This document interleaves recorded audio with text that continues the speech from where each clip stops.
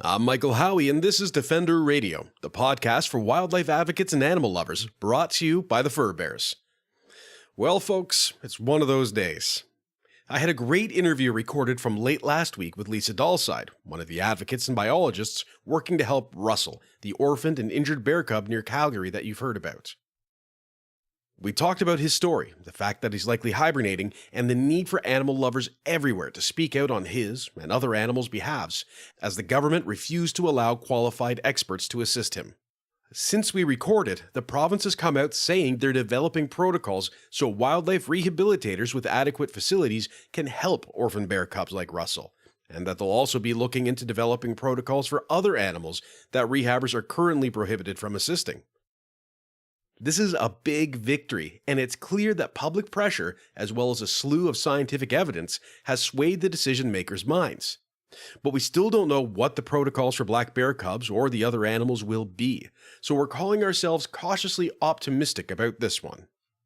As a result, I don't actually have an interview for you this week. I wanted to take a minute, though, to talk to you about traps and pets. Leg hole traps, conibear or body gripping traps, and snares are baited and set across Canada. A lot of people really don't think these are legal, but every province and territory allows their use. And in every jurisdiction, there is a very real danger to pets, one that pet owners are often in the dark about. Just in January, at the Fur Bears, we were notified of 3 dogs caught in 2 separate incidents by snares in Prince Edward Island. A dog in a protected area was caught in what was described as a body gripping trap near Prince George, British Columbia. A Maple Ridge dog nearly died in a trap set for raccoons. And a family pet was found dead in a snare in Manitoba. These are only incidents that are posted through traditional media services. Many others likely occurred in the same period but weren't reported in a way that we can track. Many of these traps were baited, meant to draw in animals like raccoons, coyotes, or other scavengers and carnivores. But those baits will also be tantalizing to domestic dogs and cats, and a trap can't differentiate between target and non-target species. Every time I read one of these stories, my heart breaks. As you know, as a listener to this show, I love dogs. I love cats. I share my home with a family that's mostly made up of 4-legged canines. It terrifies me every time I go on a hike with one of my dogs, knowing that even on a 4-foot lead, they can still pull off a trail and walk into a trap, and I have no way of knowing that there are traps in the area. While we at the Fur Bears want